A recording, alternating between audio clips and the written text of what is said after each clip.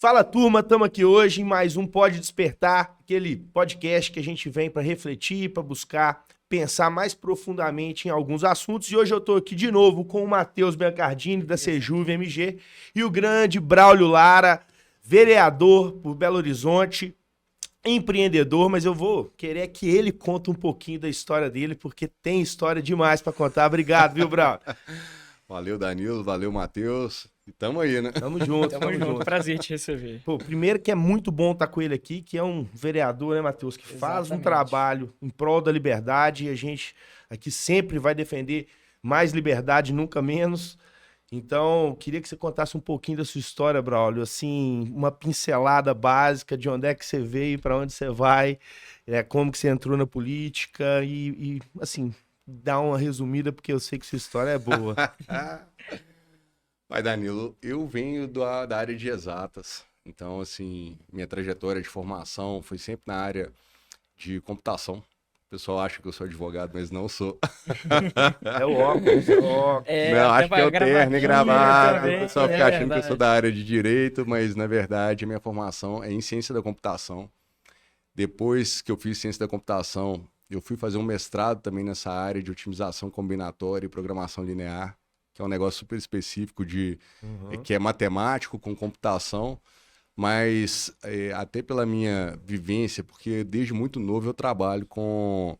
eu comecei trabalhando com meu pai, com 12 anos, meu pai já me levava para o comércio dele, então assim, eu Seu sempre... pai é empreendedor. Sim, o meu pai tinha um comércio de materiais gráficos, velho, Aham. coisa nem existe mais hoje, né? Antigamente gráfica bombava e ele tinha uma distribuidora. Então, assim, desde muito novo eu sempre fui acostumado a trabalhar e estudar, e nisso eu vim tocando. Então, assim, eu fiz curso técnico de eletromecânica, mesmo na época do curso técnico eu já pegava os horários vagos e ia para a loja dele, e a gente... Então, assim, eu tive muito cedo eu passei a ter muita vivência prática. Uhum. Quando eu cheguei na faculdade, ciência da computação, terminei a computação, já trabalhava também aí, não mais com ele, mas na própria instituição onde eu me formei, que é no UniBH. Comecei como digitador, mas na verdade quando eu saí de lá eu já era assessor do presidente da mantenedora, muito novo ainda. Na época até usava cavanhaque e bigode, o pessoal achava que eu era um pouco mais novo. Acho que Olha o Matheus... entende o que eu tô falando.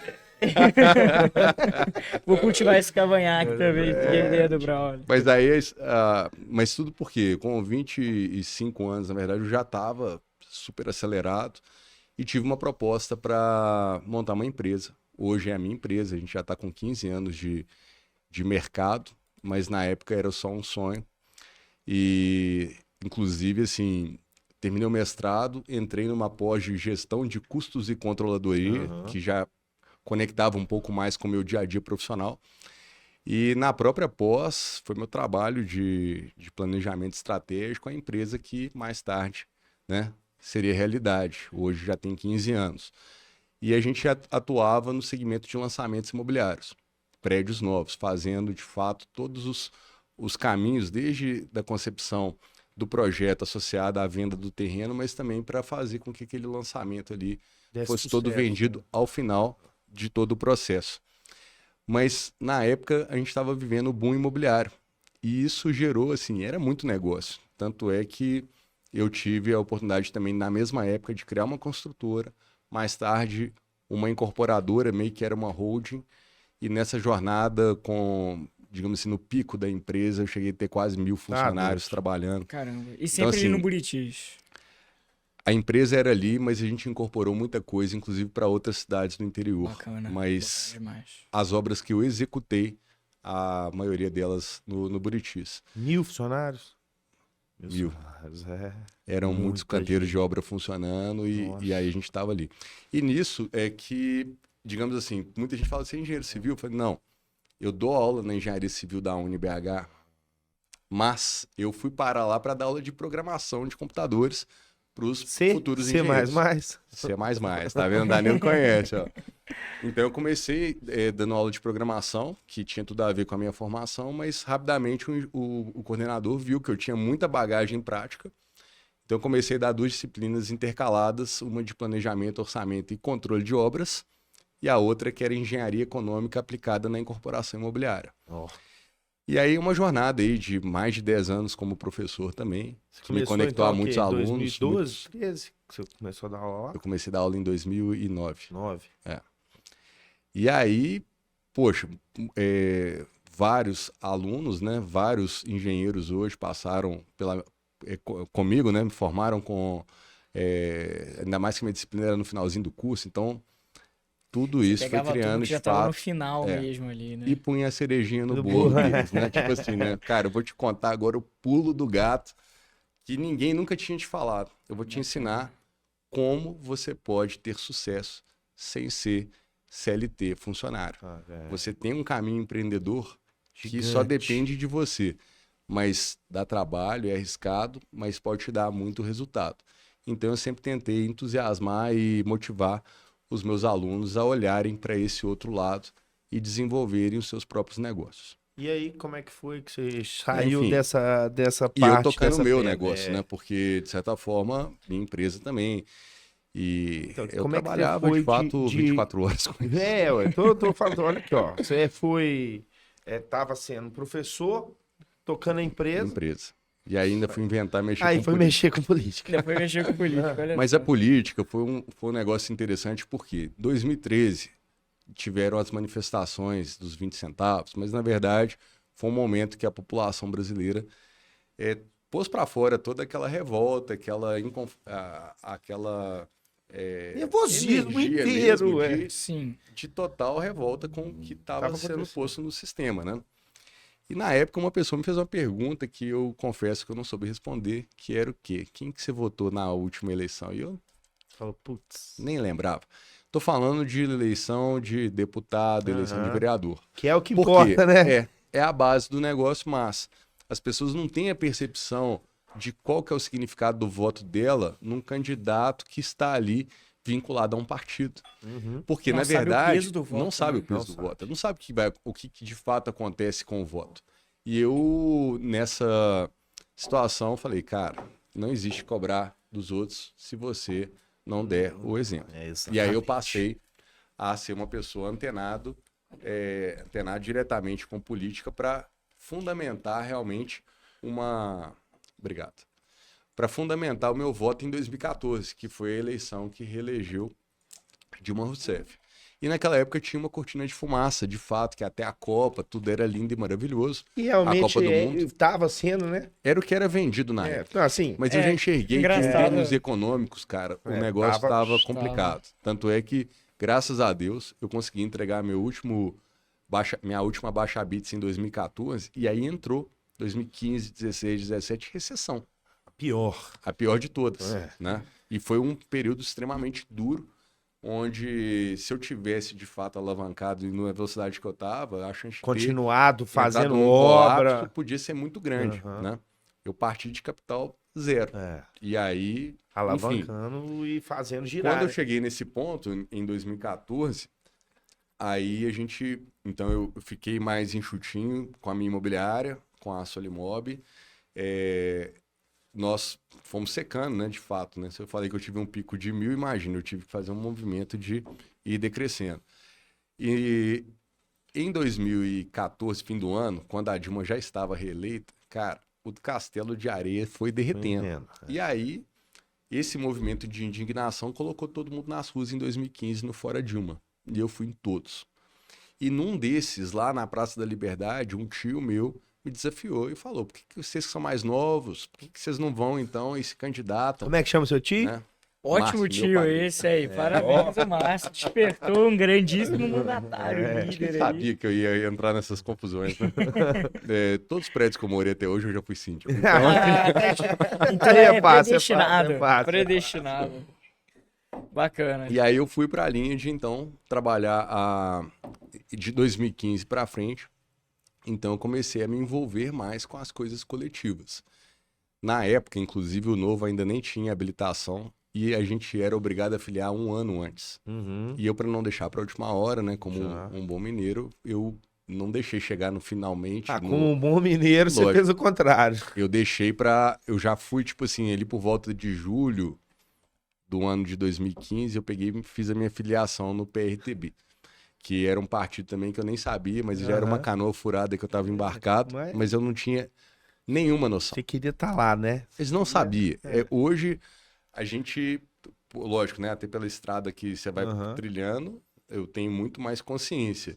E por isso é tão importante orientar, falar e tal. Igual eu tava a turma da juventude do Partido Novo recentemente no encontro aqui em BH. Cara, é muito importante compartilhar isso, porque você já foi, já viu. Pra que você vai deixar o cara passar por problemas e tal? Então, assim, orientar é Não, tudo, e também, igual E você se falou, você torna uma precisava, referência, né, né? de entrar em um partido Pois pra é. começar a aprender. Mas eu fui candidato a primeira vez em 2016, sem estrutura, sem entender, não fui eleito, mas tive uma votação legal e que me chamou na responsa. Quantos votos você teve? Eu tive 2.216 votos em 16. Eu fui o segundo lugar no partido, mas o partido não fez nenhuma cadeira. E depois disso, cara, na hora que você pega e tipo, passa a eleição, quando você sai derrotado, entre aspas, em muitos a ducha de água fria é muito forte e o cara fica meio assim, nossa, vou largar esse trem pra lá, mas eu pensei exatamente o contrário. Por 10 segundos o sentimento é esse mesmo, mas depois eu falei, não, 2.200 pessoas foram lá e endossaram. É muito. É muita gente. muita E eu gente. falei, não, tem que ir adiante. E nisso, eu participava como voluntário da Associação de Moradores do meu bairro, o bairro Buritis. Como tinha passado esse momento eleitoral, que sempre é um momento mais, digamos assim, tenso, mas as pessoas ficam ali, será que ele tá aqui só porque ele tá Ao mesmo sendo tempo candidato? sensível, Duvido né? até das desse- intenções. Aí, um momento difícil. Depois que passa esse tipo de tensionamento, a poeira baixa, a ex-presidente, a dona Consuelo, me chamou e falou, brother, você é mais novo, você podia, eu tava com 35 anos nessa época, você é mais novo, você podia liderar aí a próxima chapa de diretoria, né? Porque a associação de moradores é muito trabalho, pouco reconhecimento e é difícil, às vezes, até de montar uma chapa para dar continuidade ao trabalho. Mas eu, na mesma hora, topei e falei, vamos embora, por quê? A maioria das pessoas nesse tipo de cenário, nesses momentos, recua e vai cuidar do seu mundo particular. Porque o mais difícil é você, de fato, ser um agente que contribui no voluntariado. E Voluntariado não é constantemente. fácil. Exatamente. E aí foram 4 anos como presidente da Associação de Moradores do meu bairro. E também foi uma experiência muito bacana e que eu trabalhei muito. E o bairro onde eu moro, o Matheus também mora lá, né? Já sabe. É muito adensado, são 35 mil habitantes no mesmo território. E é então, pequeno, assim, né? Não é tão grande. E é um lugar... Oi? É muito grande lá? Não, em termos de território, não. Não é tão grande, mas é muito verticalizado. E então, apesar de eu ter nascido e criado no Prado, né? E verticalizado é um Eu fui- elogio pra ladeira até onde você consegue ver.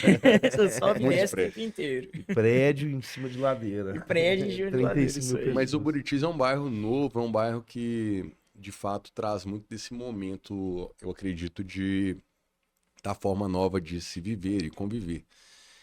Enfim, então, como presidente da associação de bairro, trabalhei pra caramba e tal. E 2020, fui candidato, né? E aí agora tô aqui como vereador, né? Então deu certo, mas Deu certo, mas são é uma estrada situações também, que- né, brother? Claro, mas hoje eu chego na Câmara com muita vivência do que era você estar ali como representante comunitário, recebendo reclamação de tudo quanto é canto e tentando, de fato, se movimentar perante o poder público para trazer soluções para o cidadão. Então, esse know-how foi muito importante também para Tá me doido. chegar hoje aqui como vereador. Tá louco, importantíssimo. Agora você colocou uma situação importante que foi aquele, né, os 20 centavos. E em Belo Horizonte, quantos centavos aumentou recentemente? Nossa, aí entra uma mega confusão, né, Danilo? Você está perguntando de centavos aí, mas na verdade tá aí a prefeitura tentando aprovar subsídio de milhões, né? Quase meio bilhão que está em discussão agora na Câmara e a gente tá ali fazendo um trabalho em prol de uma melhoria da mobilidade. Quando começou o mandato, em 2021, eu enxerguei alguns assuntos que, apesar de não terem sido bandeiras de campanha, digamos assim, eu enxerguei assuntos que são os mais relevantes, talvez, para a maioria da população. Mobilidade é um deles.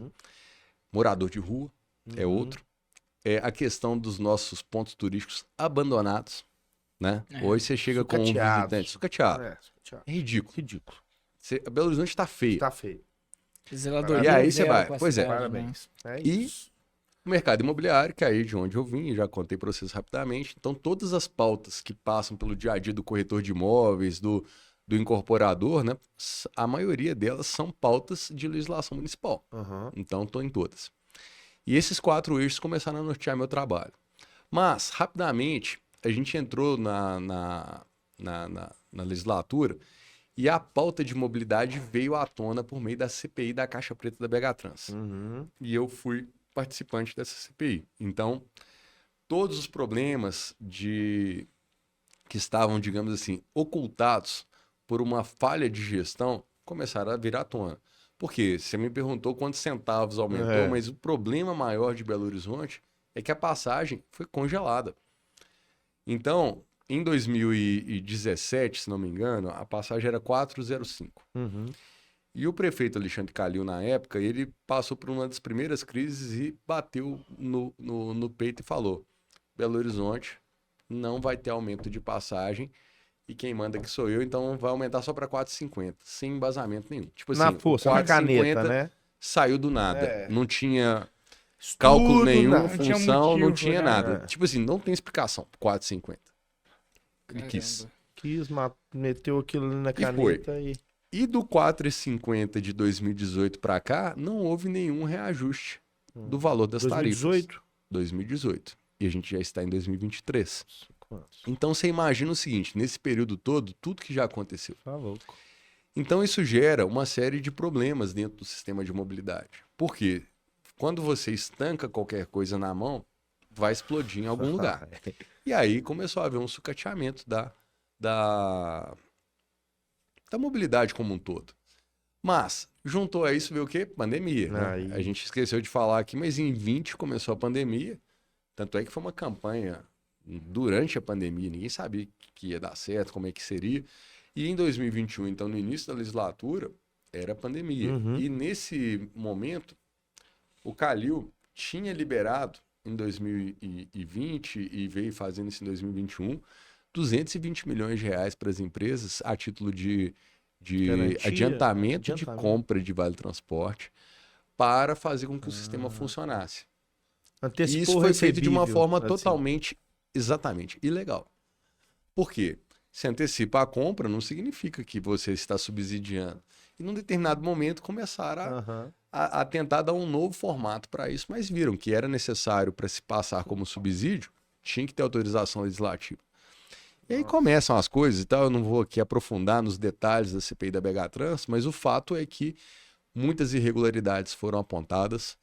O relatório final da CPI fez indiciamentos e todos os problemas de, digamos assim, de formação de cartel que foi apurado e apontado em 2008.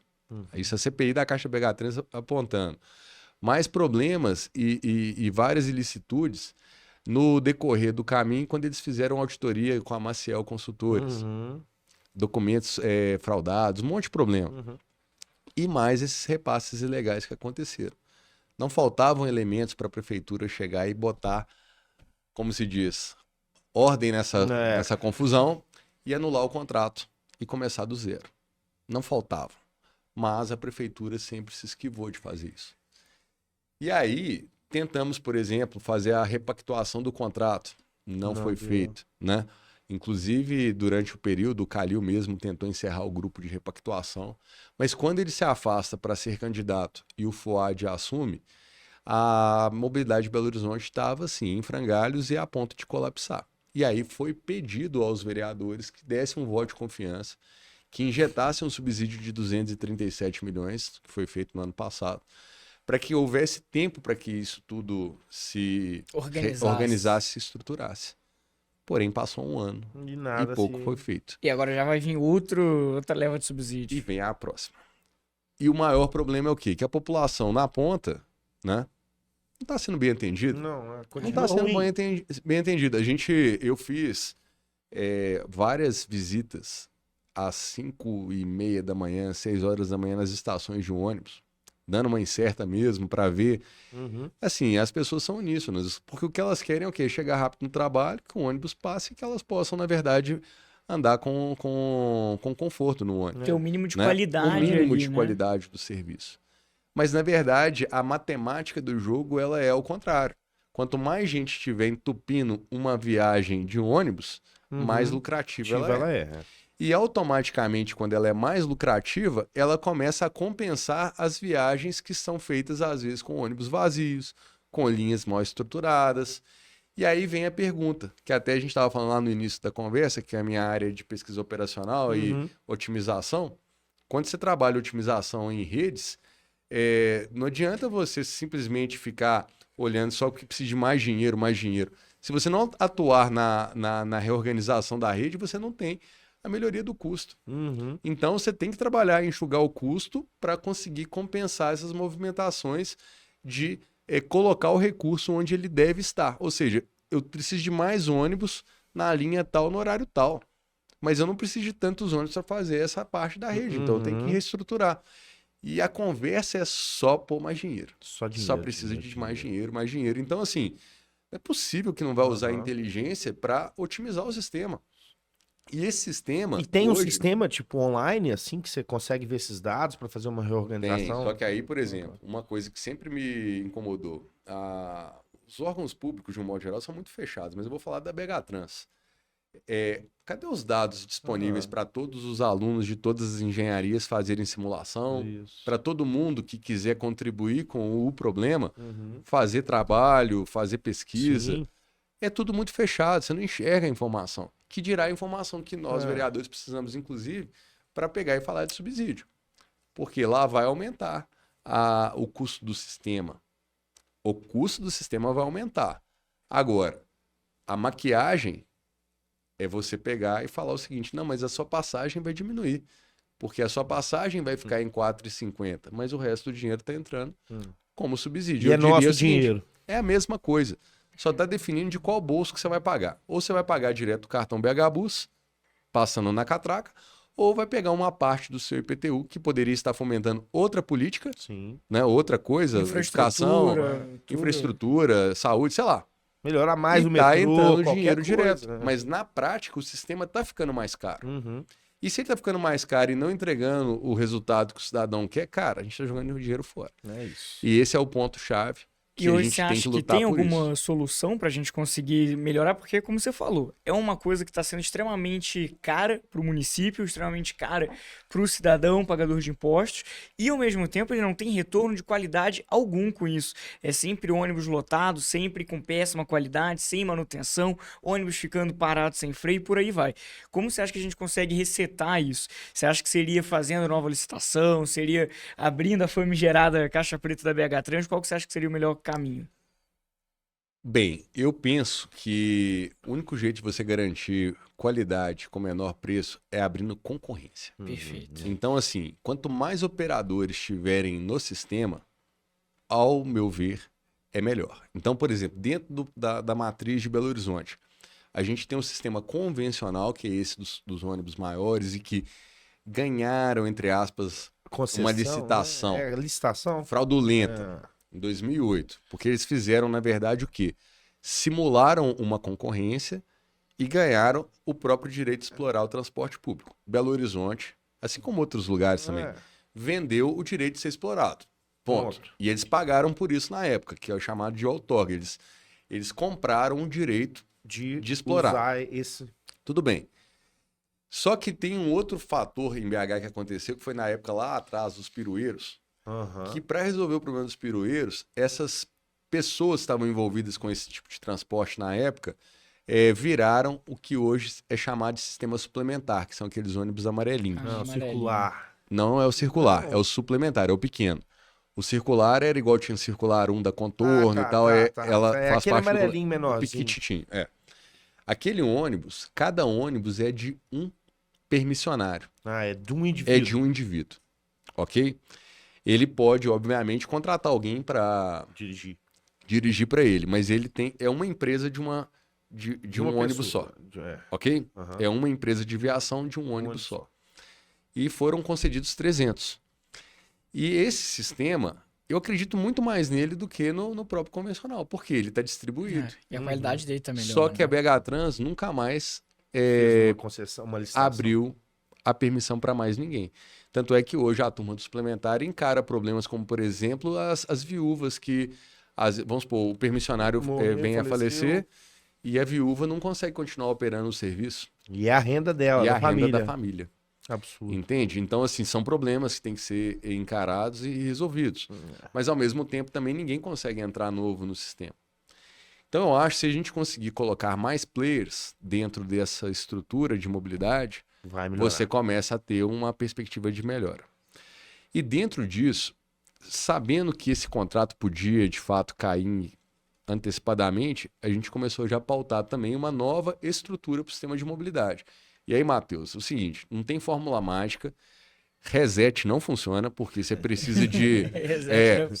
você precisa de criar uma forma de ir transformando essa situação. E nesse aspecto, enquanto as ferramentas do legislativo são limitadas, mas a gente está fazendo uso de todas possíveis, a Câmara já aprovou 3 projetos de lei que são muito importantes para essa questão da mobilidade. O primeiro deles é de criar a remuneração do prestador de serviço de transporte por quilômetro. Por quê? Bacana. Se o empresário produziu prestação de serviço rodando com o ônibus dele, cara, me desculpe, mas se você botar ele para fazer uma linha que não tem demanda, quem que deu essa ordem de serviço não foi ele. Ele cumpriu a parte dele. Aliás, o custo de operação de transporte, de um modo geral, né? Tanto transporte de carga, transporte de passageiro, é em função de quilometragem rodada. Então, acho que isso é bem interessante, justo, é justo e é o que, de fato, deve ser feito. A lei que fala da produção quilométrica como índice para você fazer o pagamento das empresas já foi aprovada. Só que para isso funcionar bem, você tem que pegar e transformar o outro prisma, que é o prisma da arrecadação do dinheiro, que é o sistema de pagamento. Então, o sistema de pagamento não pode ser das empresas. Inclusive, teve até uma emenda na hora que a lei foi ser votada da vereadora Fernanda Pereira Altoé, que infelizmente não passou, e agora já é um projeto de lei novo, porque a bilhetagem tem que ser independente. É como se fosse assim, o dinheiro de todo mundo comprando cartão e tal, cai numa conta bancária que não é do município, tá certo? Não é para misturar lá no tesouro, não é para misturar no dinheiro corrente, no caixa corrente, mas é uma conta separada porque a partir da observação das ordens de serviço da quilometragem rodando, você vai fazendo os pagamentos. Só que se a conta não fechar, se recolher menos dinheiro do que quilômetros rodados, aí você tem que ter o terceiro pilar funcionando bem, que é a gestão da engenharia de mobilidade. Por quê? Tem que ter alguém gerindo a rede. Tem que estar enxergando. Porque se der a diferença, o que acontece? Tem que entrar de fato com a diferença. E alguém vai tomar o prejuízo. Que alguém Aí, esse pulmão financeiro, que eu chamei até porque as pessoas não iam entender, de subsídio responsável, é o seguinte, você sempre tem que trabalhar para zerar. O sistema tem que se abastecer. Mas, eventualmente, diferenças que podem, obviamente, ocorrer num sistema que é dinâmico, aí sim faria sentido. Mas não é esse montante todo que o povo está falando. Então, assim, uma coisa... Mas a gente nem sabe, né, esse valor. Exato. Então, a gente está... eu acredito nessa situação. E acredito numa integração entre modais também. Porque, igual, por exemplo, a linha do metrô em Belo Horizonte foi agora passada para iniciativa privada. Graças a Deus. Amém. Porque o índice que a gente tinha antes era em 12 meses, só funcionava 9 meses. 3 meses em greve. De greve, Exato. Mas o metrô tem que passar a fazer uma função troncal, por exemplo. Em vez de você deslocar todo mundo da região norte para a região central por meio de ônibus, pode deslocar por meio de metrô. E tudo pode estar integrado. Porque se a bilhetagem está separada, eu posso ter toda essa gestão aqui de operação de pagamentos não vinculada a diretamente o usuário passando na roleta. Pode ser com o quê? Com o trajeto que ele vai fazer. Você pode ter situações, por exemplo, vamos criar uma política habitacional numa determinada região da cidade, eu quero essa linha aqui numa tarifa social mais baixa. Eu posso ter políticas diferenciadas. Tem que ter, né? Com esses dados na mão, natural, você consegue fazer. Então, esse é o grande desafio. A falta de Se a gente dados. tem sistema, tem dados, tem informação, o que falta é fazer um trabalho de gestão apropriado. Então, existem perspectivas, existem os novos modais também que eu acredito que complementarmente em BH podem nos resolver. Por exemplo, o caso dos teleféricos, os metrocables, porque hoje legal, todo mundo está querendo competir com o uso do espaço no mesmo plano. A VLT, cara, você tem que rasgar a via, você tem que pegar, você tem que quebrar tudo para assentar trilho. É muito caro. Ainda mais BH, se você conseguir subir essas estruturas e fazer o transporte suspenso por cabos, você tem agilidade, você passa a não ter problema de engarrafamento, você não vai estar atrapalhando o pedestre. Você tem uma série de situações que podem complementar e ser positivas. Então, hoje eu sou presidente da Comissão de Mobilidade Urbana. A gente está tentando trazer tudo para a mesa para, enfim, nos ciclos políticos que vão se sucedendo, a gente ter essa transformação. Então não tem um reset, mas a gente tem como ir corrigindo a rota. Várias maneiras e a gente está lá para trabalhar nisso aí. Perfeito, bravo. Então, porque também é um navio muito grande para virar, né, Brau? Não dá. Não dá para virar. Mas deixa eu só te fazer rapidinho, para continuar aqui ainda nisso. Esse teleférico é muito caro? Cara, ele custa 20% de 1 quilômetro de metrô. Então você consegue, se você faria 1 quilômetro de metrô, você faz 5 quilômetros de teleférico. Bacana. Vale muito a pena e você pode ir resolvendo alguns gargalos de ponta de rede. Então, por exemplo, o aglomerado da Serra, que é uma região da cidade limitada pelo lado da montanha, né? E você tem logo ali abaixo Andradas, Rio Arrudas e tal, aqui na parte leste da cidade.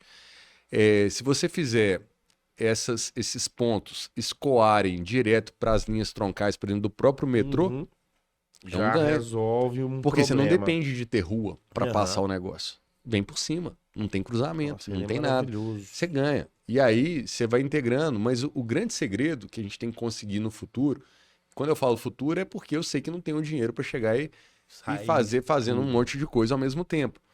Mas se você for criando uma malha aérea na cidade, cara, cada vez mais você vai ganhando em mobilidade. Eu acho que Medellín que fez isso, né? Lá na Colômbia, que fez esse sistema de teleféricos para dentro da cidade ali. Medellín é um caso muito bacana e que precisa de ser observado. Porque um dos maiores desafios que Belo Horizonte tem em relação às outras capitais do Brasil é que aqui é uma cidade montanhosa. Não adianta ficar querendo sonhar aqui em Subway. Cara, você vai sair lá na Praça do Papa lá e vai ter que descer 150 metros cada rolante para baixo, pra você chegar lá na linha do metrô. Porque não tem jeito, não tem como resolver essas inclinações da forma que o povo acha que dá. Não tem Mas jeito. eu acho engraçado isso, porque eu mesmo tinha uma visão, por exemplo, do metrô eu já tinha esse mesmo entendimento. Mas eu tinha uma visão, até pelo tempo que eu morei no Rio e tudo, que o VLT seria uma boa solução. Mas essa comparação foi importante, porque eu sempre penso, o VLT ele é mais barato, eu não preciso fazer um túnel, ele pode rodar junto com os carros, eu não tenho que preparar nada muito especial, mas eu teria que quebrar o chão da cidade inteira para onde ele fosse. Não, esse teleférico hoje, até o próprio sistema de BRT, por exemplo, né? Ele divide a cidade, porque para você ganhar em fluxo, você não pode ter esse sinal. Você tem que aumentar assim, a distância dos quarteirões, você não pode ter cruzamento. E quanto mais cruzamento tem, mais vai travando a cidade. E Belo Horizonte é a capital dos cruzamentos, né? É verdade. Então, assim, não tem jeito. Ô Braulio, o seguinte, dos seus projetos de lei, assim, qual que você acha que foi o mais importante que você... Olha, tem um que para mim é o mais emblemático. Isso aí, mais simbólico. Mais simbólico, que é uma coisa que está na cidade inteira, que é o projeto de lei para os fios e cabos partidos serem removidos. Isso é uma vergonha da cidade. Fica mais feia a cidade. Não, é absurdo. Então, assim, eu estava contando que eu fui presidente de associação de bairro e eu, como ativista comunitário, eu comecei a tentar resolver alguns no meu bairro. E aí você liga para a prefeitura. Ah, não é com a gente não. É da CEMIG. Aí você liga para a CEMIG. Aí a CEMIG, não. O cabo elétrico, como eu fiz eletromecânica, eu sei quais são os cabos, tá? Mas, poxa, você cobrar de uma pessoa leiga O que tá passando ali num cabo preto pendurado na rua é sacanagem. Nossa, tá doido. É sacanagem. É pra não resolver o problema. Pra não resolver o problema. Mas aí, como eu sabia que não era cabo elétrico, que se ele fosse elétrico, ele ia ficar dando chicotada lá e dando curto-circuito, então não é o de telecomunicações. Fala, não, é um cabo de telecomunicação. Ah, então não é com a gente, não. Você tem que ligar pra operadora. Quem vai saber pra quem ligar? Não tem jeito. Se é da... Então, eu já tinha sofrido para tentar resolver e não resolve. Aí entrei na legislatura. Falei, agora vai. Nós vamos resolver. Agora acabou. E comecei a estudar o Código de Posturas. E o Código de Posturas já tem uma seção que trata do cabeamento aéreo.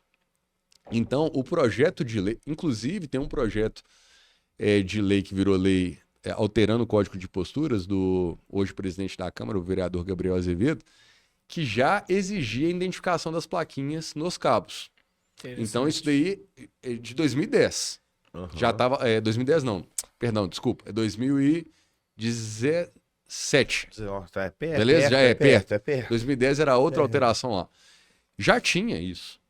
Pelo menos se cair, você vê, né, de quem que não, era. Teoricamente. Então, o que eu fiz? Eu entrei com um projeto de lei que altera o Código de Posturas, colocando mais alguns itens para esclarecer a responsabilidade de quem que tem que correr atrás disso. Uhum. E eu entendo que é da prefeitura. Por quê? O cidadão chega lá e vê um cabo solto, enrolado no poste, no meio do passeio, tá certo? Obstruindo a passagem, a ponto de, às vezes, uma pessoa qualquer, ou uma pessoa idosa, por exemplo, tropeçar naquele cabo e tomar um capote, cair e machucar. Ok?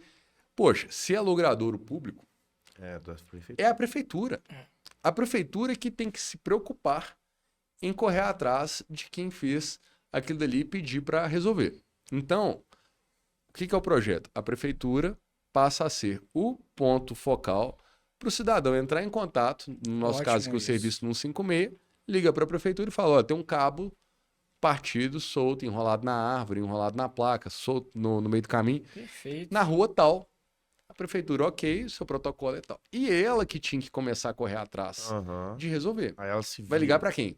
Para o CEMIG? Para todas as empresas que estão cadastradas em Belo Horizonte de prestação de serviço? Cara, tinha que criar, nem que fosse um grupo de WhatsApp mesmo, falar, ó, eu preciso de um ponto focal em cada empresa operadora de telecom na cidade. Falar, eu tô com um chamado na rua tal, consta no nosso cadastro aqui que você está operando, você tem que ir lá e mandar um técnico lá. Aí imagina, se a gente tem as maiores, sim, 5 grandes empresas, mas tem as outras pequenas. Uhum. Vamos supor que a gente tivesse 15 empresas no total em Belo Horizonte que operam fibra ótica, cabeamento, qualquer coisa de telecom. Se as 15, cada uma quisesse mandar um técnico lá, beleza, desde que resolvesse o problema. Mas é óbvio que seria mais econômico, né? Inteligente da fazer parte o grupo, deles. Só o grupo já dá para resolver. Façam um consórcio aí, resolvam. Eu gostei que isso empodera o cidadão para resolver. Mas quem tinha que ficar com o chicote na mão era a prefeitura. E no projeto de lei, inclusive, se eles não atendessem a prefeitura poderia aplicar a multa. Show de bola. Então, todos os instrumentos jurídicos para a prefeitura, de fato, fazer esse papel, estão no projeto de lei. E aí começou a saga. Virou lei, mas nesse momento a prefeitura entrou na justiça, no Tribunal de Justiça de Minas Gerais, alegando uma inconstitucionalidade, falando que a gente tinha entrado em matéria de telecomunicações, que é a legislação federal, que é uma inverdade, e pediu por meio de liminar, que se suspenda a lei. Mas o que o tribunal julgou? Deu a liminar suspendendo até que se julgue o mérito. E o mérito ainda não foi julgado. Então, a gente está fazendo um trabalho de conscientização, falando com as pessoas, porque os desembargadores, em algum momento, terão que votar sobre a matéria. Eu espero que a gente saia exitoso, porque basta você andar na rua em Belo Horizonte, em qualquer canto, que você vai ver a balbúrdia que é essa questão dos cabos. E eu, até assim, fico muito chateado com a postura que a prefeitura adotou, porque a gente tinha acabado de passar pela aprovação do 5G. E isso significa que todas as operadoras vão ter que mexer na infraestrutura. Bastava o pessoal estar preparado para já ir mexer na infraestrutura e corrigindo o cabeamento. Bastava organizar o jogo, bastava querer fazer. E é isso que eu sinto falta. Então, o projeto de lei começou em 21, A gente teve uma primeira votação de primeiro turno no final do ano de 21. Entrou 2022, no meio do ano, o projeto foi para segundo turno, todos os vereadores aprovaram em segundo turno. Aí vem as coisas inexplicáveis. O prefeito vetou integralmente o projeto. Na época era qual? A gente foi para... Aí, no segundo turno, já era o Fuad. Nós derrubamos o veto, que foi uma coisa inédita também na Câmara, porque... Eu nunca tinha acontecido isso. É muito difícil de derrubar um veto do prefeito. E esse foi realmente super complicado. Sabe a gente conseguiu derrubar. Puto. É o tanto mas que aí demora que tá, as coisas, né? Pois é, aí ao final de 22, porque a lei tinha que 6 meses para entrar em vigor, a prefeitura vai lá e ajuiza a ação. Então, em fevereiro, que ela estaria já vigente, ela passou por esse momento de ser suspendido o efeito dela, se não me engano, foi no mês de março. E Caramba. então, assim, eu espero que a gente consiga resolver. Eu também espero. E a prefeitura entrou numa briga contra o projeto, ao invés de ser colaborativa para resolver o problema. E o negócio é o seguinte, a gente acaba dando benefício para pequenos cartéis de ônibus e a gente não quer resolver o problema do indivíduo, né? Das pessoas que estão ali. Então, assim... Porque a prefeitura, ela tem essa função de manutenção da cidade. É papel... Eu falo assim, enquanto fui presidente de associação de bairro, eu brincava que eu era o síndico do bairro, né? Mas o prefeito é o síndico da cidade. Os problemas estão lá, ele tem que resolver. Simples assim. E tem que rodar a cidade. Não é possível que andando pela cidade não se note. Talvez ele não roda. Problema de fiação, de cabeamento. Mas foram vários projetos de lei bacanas. Por exemplo, Adote o Verde, que é um projeto também que a gente tinha desenvolvido. Fica nas praças, né? Isso. Já existiu o projeto Adote o Verde, mas com a experiência que eu também tinha já na associação, a gente contribuiu muito para melhorar a lei. A lei não. Antes era tudo regulamentado em decreto, a gente trouxe isso como um projeto de lei pela bancada do Novo. Então, eu, a Fernanda e a Marcela Trop. E a gente conseguiu aprovar isso também recentemente. Então, foram vários projetos interessantes. Alguns já, mais, por exemplo, na linha do mercado imobiliário. O ITBI, né? O ITBI, ele é um tributo que é cobrado sempre quando a pessoa faz a transmissão do imóvel. E no ano de 22, no início do ano, saiu um acórdão no Superior Tribunal de Justiça, definindo que a base de cálculo do imposto tem que ser o valor que a pessoa declara da transação, e não que a prefeitura acha que foi. Então, quando isso saiu, eu já peguei isso e trouxe como projeto de lei para melhorar a regulamentação da cidade de Belo Horizonte, tipo assim, vamos botar para funcionar. Mas aí, como isso envolve, obviamente, tributos, fazendas, essas imagens, de aprovação, não foi um projeto fácil. A prefeitura entende que esse assunto ainda não está pacificado no STF e a gente conseguiu dar um passo que é intermediário. Se o valor declarado tiver dentro de uma faixa de tolerância dos modelos da prefeitura que tentam inferir qual é o valor, ou seja, entre a previsão da prefeitura e o valor declarado está dentro daquela faixa, então vale o valor que a pessoa declarou. Isso vai atender mais de 80% das situações já é bom, de declaração. Porque você deixar... Ótimo. Agora, cabe por conta da prefeitura também decidir o valor é complicado. A lei já foi sancionada e agora a gente está trabalhando porque vai necessitar de uma regulamentação, então a gente vai trabalhar em cima disso. Mas são projetos super interessantes e que vão deveriam ter a boa vontade também do outro lado se vai trazer melhoria para o indivíduo. Né, mas transparência em obras públicas a gente aprovou, tem vários projetos legais também, depois é só entrar no site. Boa. Qual que é o site? Fala aí o site. No site da Câmara é o institucional que você vê projetos todos da cidade, você vê a legislação da cidade, mas eu também publico tudo no meu site brauliolara.com.br. Boa, perfeito. O que tem de mais relevante é no site do Braulio Lara. Vai lá. Ô, Braulio, rapidinho tem aqui que eu queria saber uma coisa, Matheus. CPI da Lagoa da Pampulha. Cara, essa aí... Estou ficando perito em descascar abacaxi. Mas a CPI da Lagoa da Pampulha, você vê como é que casa, né? A gente estava falando dos pontos turísticos e aí, entra a CPI da Lagoa da Pampulha, eu fui designado relator e a gente vem fazendo oitivas desde o início do ano.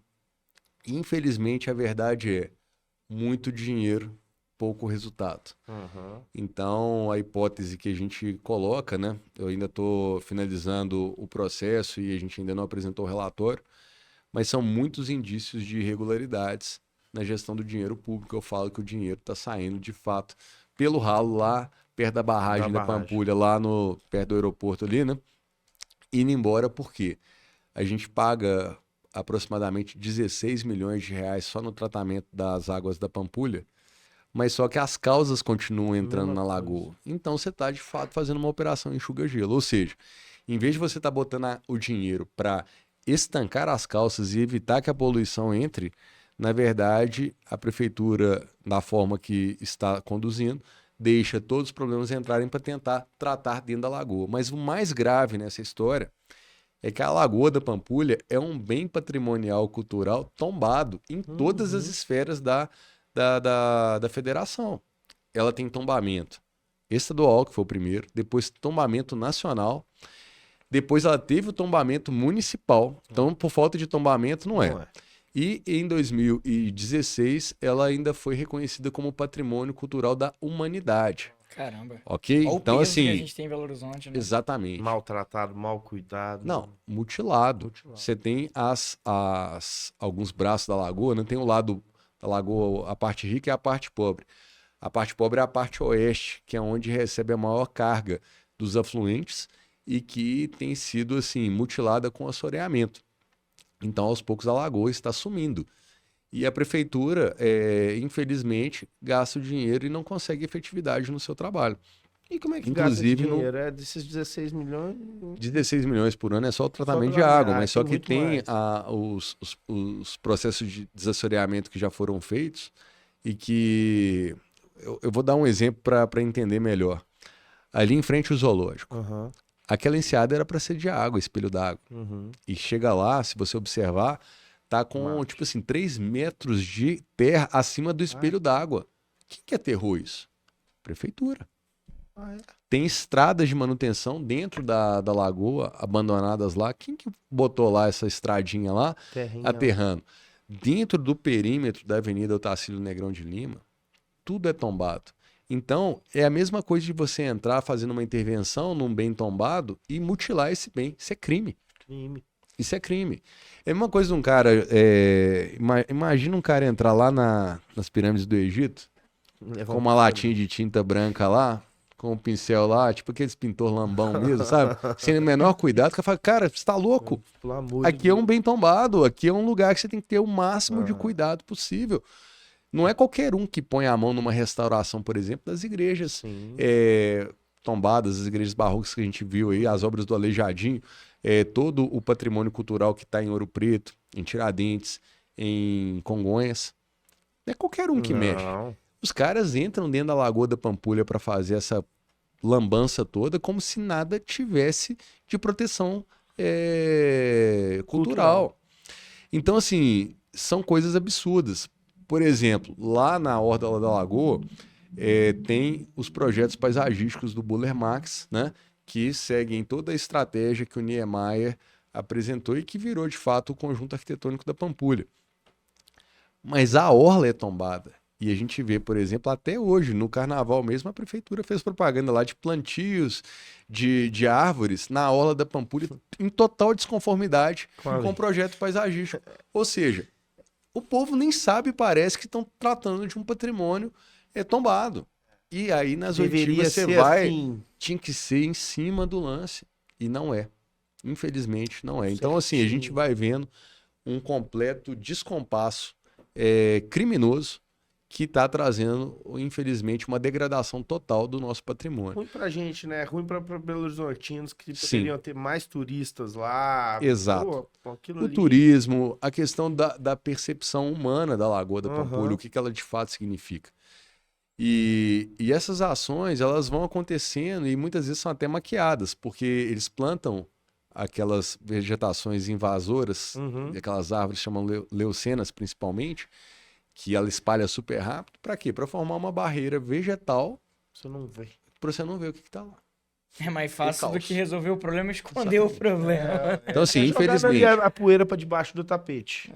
Exato. Na verdade, eles mas estão colocando o tapete, né? não imaginavam, obviamente, que a gente teria uma CPI da Lagoa da Pampulha. Que bom e que tá investigando, que tá indo a fundo. Tá só no começo ainda? Não, a gente tá quase no finalmente já.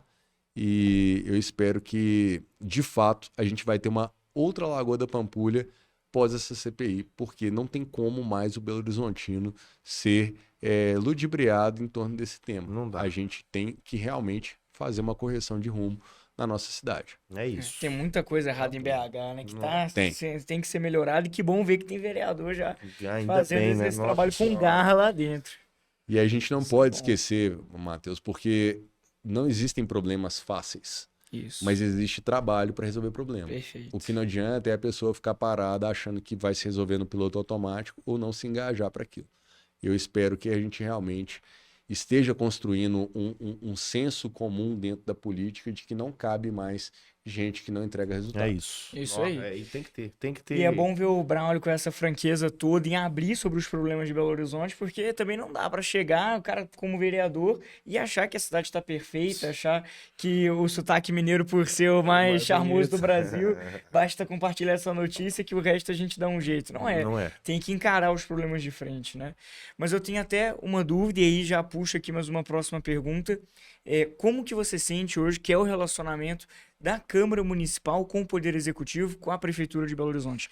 Você sente que é um relacionamento harmonioso? Você sente que é um relacionamento que tem ali algumas rusgas? Qual que é a sua visão estando lá dentro hoje? E aí eu vou te você já pecar, então essa vai ser agora dupla, essa é bruta, essa é braba. E aí, como que tá esse relacionamento? E aí você também pode falar um pouco das emendas impositivas, porque começou agora também, né? E antes acho que não tinha isso, acho que você pode dar uma falada sobre isso tudo aí. São duas coisas que correm paralelamente, mas eu vou até falar primeiro da emenda impositiva. Não existia, eu sou 100% favorável à emenda impositiva, porque é uma forma que você tem de resolver algumas demandas estruturais dentro de uma cota, obviamente, de valor, né, digamos assim, sem ter que ficar mendigando ao Poder Executivo. Por quê?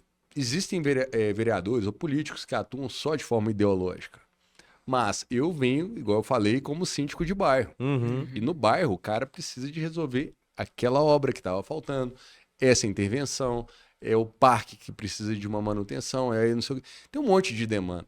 Então, a emenda impositiva te permite ter esse tipo de atendimento que eu acho super importante, porque as pessoas te enxergam como um representante ali para resolver os problemas, sem ter que ficar ali pedindo pelo amor de Deus. Por quê?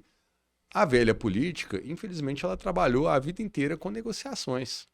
Tipo assim, eu arrumo o quebra-mola que vocês estão me pedindo, mas você tem que votar tal projeto. E não tem nada melhor do que você chegar para uma votação e, de fato, ser independente na pauta. Não tem nada, dever nada. Não devo nada a ninguém. Eu não tô votando porque alguém me mandou votar. Eu voto porque eu sei que isso aqui faz sentido e é o certo.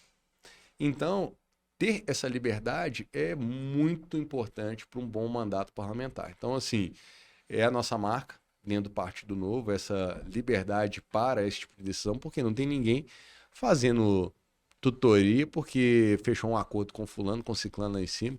Nunca recebi uma ligação do partido para fazer A ou B. Agora, essa postura independente, pente fino, ferrinho de dentista, incomoda o Poder Executivo. Por quê, cara? É muito mais fácil lidar com gente que não vai olhar nada. E aí, na hora que chega nesse povo lá que olha tudo, então, assim, eu vejo que a gente tem uma relação respeitosa com o Poder Executivo. O Poder Executivo hoje nos percebe como sendo pessoas que estão chegando ali para entregar realmente um resultado, proposição, né, que constrói, mas a gente sabe que a gente dá trabalho. Mas a função do vereador também é fiscalizar, né? Pois é, mas é porque eu não gosto muito quando fala assim, você é da oposição. Para mim, a oposição é o cara que já é setado para ser do contra. Sim. Nem começou a falar, eu já sou do contra. Eu não sou assim. Eu quero entender, vamos lá. Porque o que é bom, você tem que apoiar.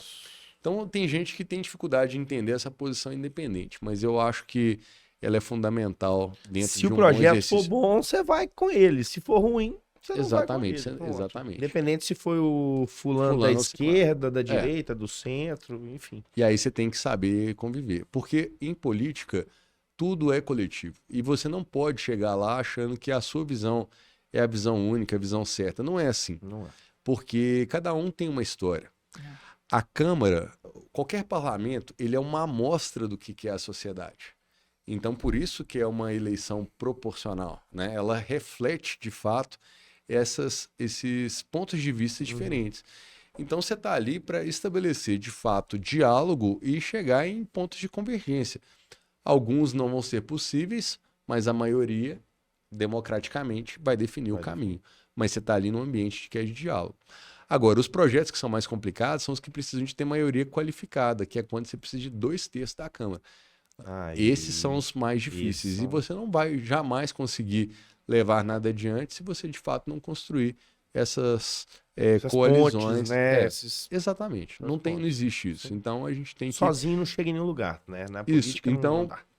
Ser independente é você saber sentar com toda a tranquilidade, ouvir o ponto de vista do outro, mesmo que ele seja totalmente divergente, que aí você amadurece, inclusive, a sua própria argumentação e, obviamente, a arte do possível. Eu acho que isso é o fundamental da gente saber e exercitar, né? E é complicado. Porque tem gente que não é acostumado com isso, não. O cara gosta de falar, mas na hora H, não, eu só aceito isso do meu jeito. Meu amigo, me desculpa, mas você vai acabar ficando sozinho nessa história. Pô, é muita coisa, né, Matheus? É um assunto denso, mas é bom demais. Meu Deus do céu, bom demais. Ô Braulio, a gente já falou aqui sobre tanta coisa importante, mas eu queria também só você conversar um pouquinho com a gente sobre liberdade de expressão, que tá sendo um assunto amplamente discutido, né? A gente tem algumas questões aí que podem ser muito ruins para os brasileiros, principalmente a gente que defende liberdade. Queria que você me falasse só um pouquinho sobre isso. Você acha que é um projeto que a gente, sempre que vê alguém querendo diminuir as nossas liberdades, mas principalmente a liberdade de expressão, o que a gente, como sociedade, tem que fazer, né? Porque você falou, a gente foi lá para a rua... A gente vive hoje um momento no país de realmente te colocar em risco a liberdade de expressão, apesar de ser uma cláusula constitucional, mas infelizmente quando o poder legislativo se apequena, o poder executivo é refém, né? O poder judiciário está passando dos limites. Como se eles não tivessem outros problemas para resolver. Sim. Porque a justiça no Brasil é ridícula. É ridícula, e a gente sabe disso. E eu não estou falando dos grandes assuntos nacionais, não. Vamos nos assuntos pequenos? Vai atrás das pessoas aí e fala, não, tem 10 anos que eu estou aguardando uma decisão judicial. Um julgamento. Né? Um julgamento. Então, assim, a gente tem muito problema prático para resolver na base e que dirá os maiores. Porque, realmente, depois de todo um esforço, por exemplo, de investigação e tudo, olha como é que eles estão jogando na lata de lixo todo um trabalho que tinha sido feito por politicagem. Por politicagem. Então a gente sempre tem que ficar muito esperto, né? Por não Demais. deixar nunca... É porque eu falo assim, sem diversidade de opinião não há progresso no pensamento. Pois mas tem que ficar bem esperto com isso. Eu sou da área de exatas. A construção do jurídico, ela não pode ter tantos espaços nebulosos, não pode ter tanta subjetividade. Os critérios, se eles não forem objetivos, você começa a tomar decisões diferentes para cenários iguais. Para os amigos, né? Dependendo quem está do meu lado. Para cenários muito diferentes, você pega e distorce o caminho do jeito que você bem entender. Isso é que está, na verdade, hoje, levando o sistema jurídico brasileiro para interpretações que não têm fundamento. E estão tomando decisões sem fundamento. Né? Então, assim, é absurdo, é de doer. Absurdo. Agora a gente vai pro quadro Pinga Fogo. Braulio, essa pergunta aí, hein? Fala. Prefeitura, você está fazendo um ótimo trabalho como vereador, pensa em vir a candidato a prefeito, enfim, na sua carreira política, quais são os próximos passos?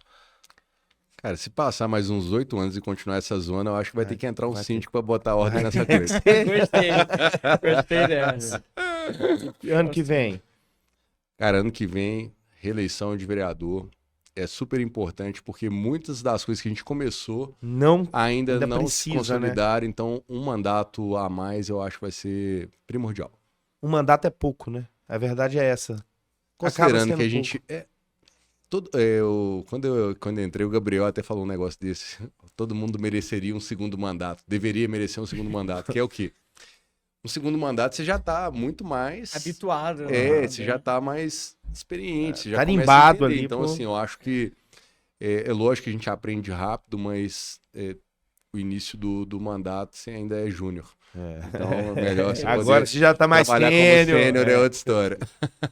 Bom demais. Eu vou fazer uma pergunta também, já que você tirou seu nome para o pleito de prefeito do ano que vem.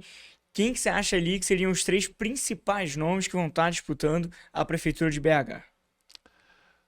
Bem, é uma pergunta complicada, porque a gente começa a observar... O Matheus tá te apertando aqui. Não, mas assim, olha só. A questão é, se eu tivesse tomado a decisão por outros, né, é diferente. Mas eu imagino o seguinte, é importante que se crie uma força política que consiga realmente pegar essas pautas todas que a gente está conversando aqui e faça funcionar. E da mesma lógica, às vezes, que a gente fala, não é uma pessoa só, às vezes o coligar significa isso. Chamar os melhores jogadores de cada campo aliado para fazerem um grande time e assim levar a cidade adiante. Então, eu não saberia te responder porque ainda não foram colocados. Mas eu acho que tem muito craque aí. Você acha que tem nome forte vindo? Então já é um bom sinal. Já é um bom sinal. Mas você viu como é que a resposta foi dele ótimo, foi boa e política? Articulado. Então, nós vamos aqui... Mas sabe um negócio, Danilo, bacana? É o seguinte, muita gente chega e pergunta, pô, você entrou lá, cara, que dali é foda, né? Tipo assim, doido pra te jogar, pra você falar mal de um monte de gente. Hoje, se eu não fosse vereador, eu te falo que uns 15 vereadores que estão lá, eu endossaria o voto deles.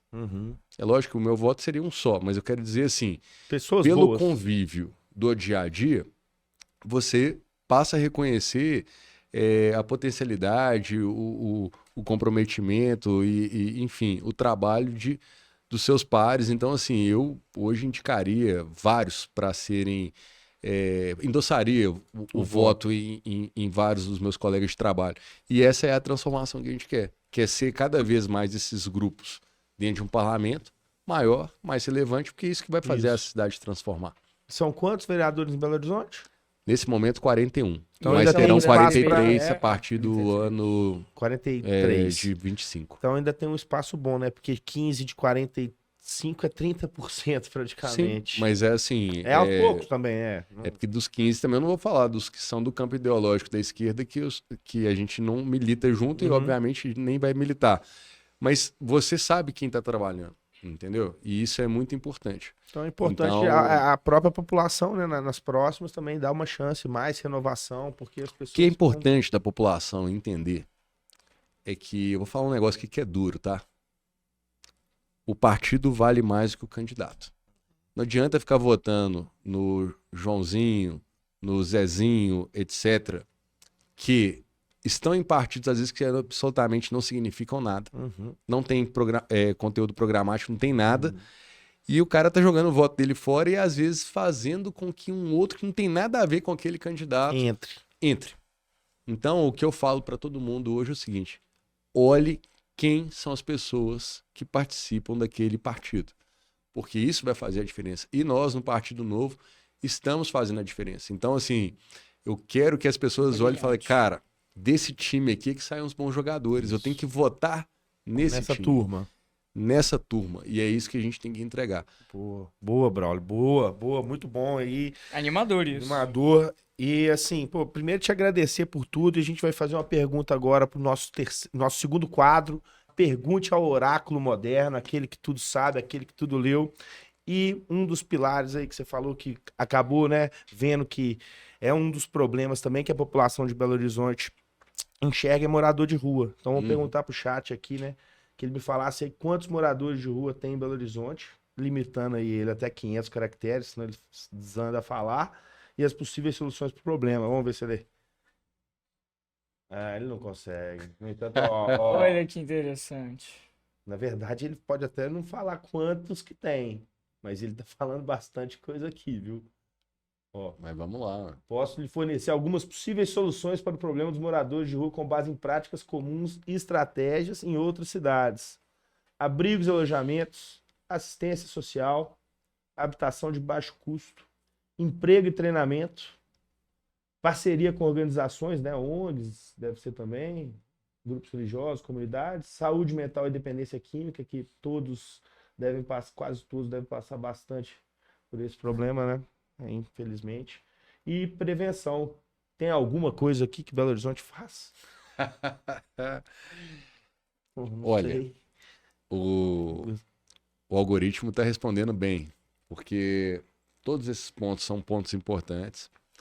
E o que esse trabalho, essa pauta de morador de rua vem nos mostrar é que não existe cidade que não tenha a necessidade de um serviço de assistência social.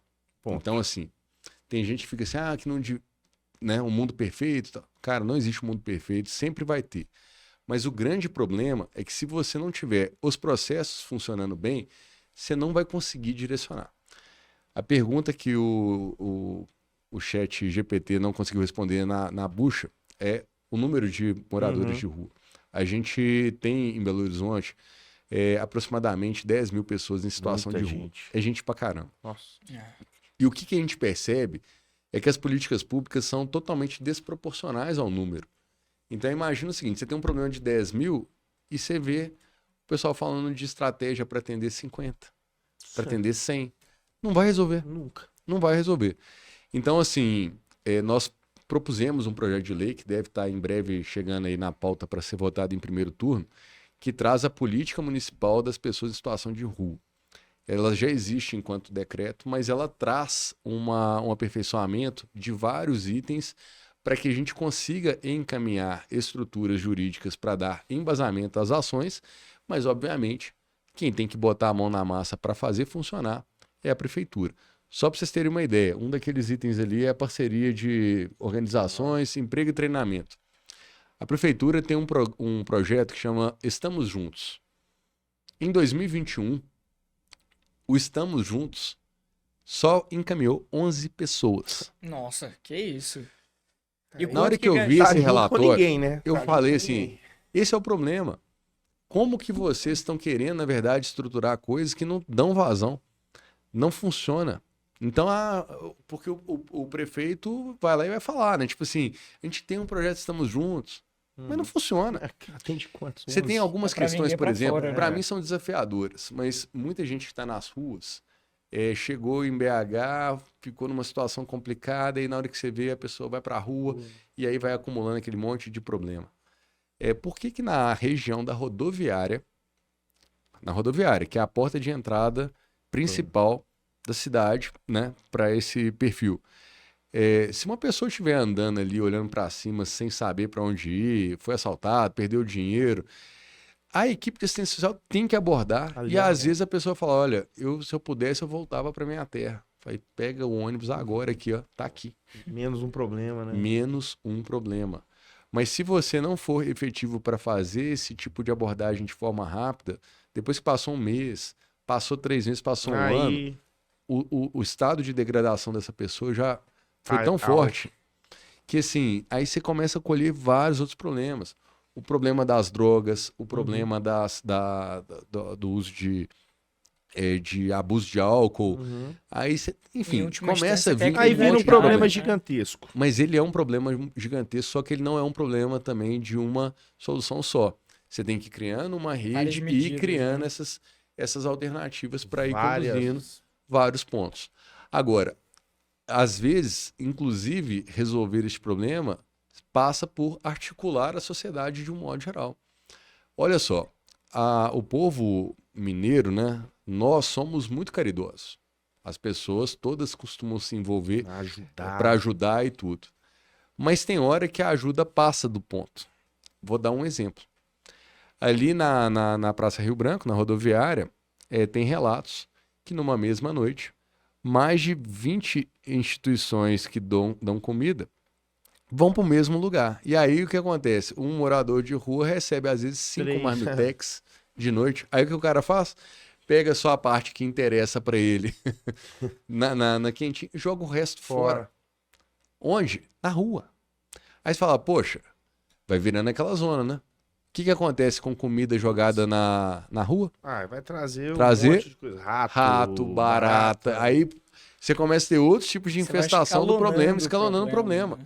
Só que quanto mais gente está entregando comida ali naquele ponto, mais gente então vai para aquele ponto também. E aí na hora que você vê, a cidade vai ficando totalmente deteriorada. Porque aquela entidade que trabalha lá na periferia, que faz assim, eu conheço trabalhos assim maravilhosos em Belo Horizonte, mas como ela não está sendo vista, ela passa dificuldade financeira, ela não consegue se sustentar, e em vez do recurso estar sendo levado a essas instituições que poderiam estar sendo potencializadas para justamente fazer essa retenção e essa distribuição de uma forma organizada, não tem. Então é o paradoxo, ou seja, é mais bonito, eu vou ajudar, eu vou fazer marmitex e vou levar à noite lá na rodoviária. E aí? Então você cria um problema de fato que vai crescendo demais num lugar, enquanto onde ele poderia estar sendo executado, tipo em regiões periféricas ou em qualquer outro lugar da cidade, as pessoas que fazem esse tipo de voluntariado, infelizmente, se encontram em dificuldades financeiras, até porque o voluntariado é um saco sem fundo. Se você ajudou 10, tem mais 10 que precisa. Aí você agora arrumou dinheiro para arrumar para 20, na hora 40, que vê tem 100 na sua porta. Mais 100, E você sempre vai estar no dilema de quantas pessoas você vai conseguir ajudar. E a pessoa quer continuar ajudando. Ponto. Não tem jeito. E mas aí é complicado, mas isso aí é um trabalho bacana também, que eu até, assim, quem tiver junto aí e vendo esse podcast, nós temos que fazer uma força-tarefa.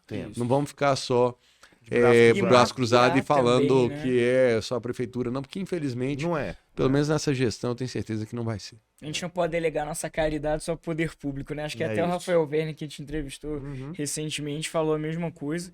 E eu acho que seria interessante, tendo em vista o que você falou, a gente ter um trabalho de inteligência com essas ONGs, com essas organizações, com esses institutos, assim, para não ter ação repetida. E dá para fazer um mapeamento, não é uma coisa tão impossível de ser feita, é uma coisa viável. Alguém tem que fazer esse trabalho de integração. Não tem jeito. E é mais fácil fazer um desse do que outros problemas que a gente já tocou aqui hoje, sendo que todos são grandes e difíceis, né? Mas é importante, esse foi o melhor quadro que até agora a gente gravou de Pergunte ao Oráculo aí, com muitas reflexões. Muito obrigado mesmo, viu, Braulio? E para terminar, eu quero que você me fale aí um livro importante para você na sua vida, que mudou sua forma de pensar, que você indica para a turma. Nossa, são tantos livros que eu já li e sempre tento manter o hábito de estar lendo. Olha, um que mudou minha vida, que eu recomendo para todo mundo, mas eu acho que foge um pouco do escopo da política, é o Pai Rico, Pai Pobre. Mas é bom, importante. Excelente. Ótimo, né? Eu li esse livro com 21 anos e mudou minha forma de perceber as coisas e de encarar a vida. Mais recentemente, aí para estudar também dentro do campo da política, porque como eu vim da área de exatas, e esse povo de exatas gosta de fazer os cálculos, né? Eu comecei a ter que estudar sobre o que é o liberalismo, o que é o conservadorismo, para até mesmo me entender melhor e me posicionar. Então, assim, eu li os livros da Ayn Rand, mas em especial o Revolta de Atlas é um excelente livro. Tem outros que eu li também, mas, assim, aí, por exemplo, dentro da arte de liderança, né? Tem livros excelentes de gestão e liderança, e tem um que eu gosto também muito, que chama, o título eu acho às vezes um pouco antipático, dependendo da forma que você fala, mas chama Como Fazer Amigos e Influenciar Pessoas, do Andrew Carnegie, e ele é um livro que também é muito bom, e eu usava ele demais no treinamento das minhas equipes de vendas. Afinal de contas, é no comercial que a coisa gira. Bom demais. Exagerado. Mas são livros excelentes. Desses aí eu não li Revolta de Atlas, não, mas o Como Fazer Amigos e Influenciar Pessoas é fantástico. Revolta de Atlas é uma bíblia, né, cara? Um livro gigantesco. Vamos ler. Com calma. Assim, eu acho que uma dica que eu dou é da pessoa estar sempre lendo, sei lá, 20 páginas antes de dormir, por exemplo. A técnica que eu uso é essa. E dá pra ler muito, no aí final você vai lendo. vê, né? Você tem que manter a frequência. Não é você falar assim, vou pegar um livro e vou ler inteiro agora. Não. Se você vai sempre lendo um pouquinho, você está sempre concluindo um livro, começando outro, e isso vira um hábito. Então, cada um tem que criar a sua forma, mas não há desculpa, porque tem gente que fala assim, mas eu não tenho tempo. Então, se é para competir e não tem tempo, eu vou falar rapidamente, que eu tenho 3 filhos, né?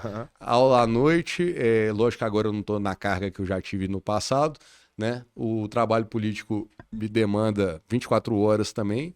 Não deixe de fazer o lazer, mas você tem que estar sempre lendo alguma coisa. É isso ó, pode despertar aí, viu, turma? Bora ler que é importante. É um hábito essencial. É hábito, tem que começar assim, e firmar. Pessoal, disciplina, não tem outra situação a não ser você começar a fazer. Perfeito. Né?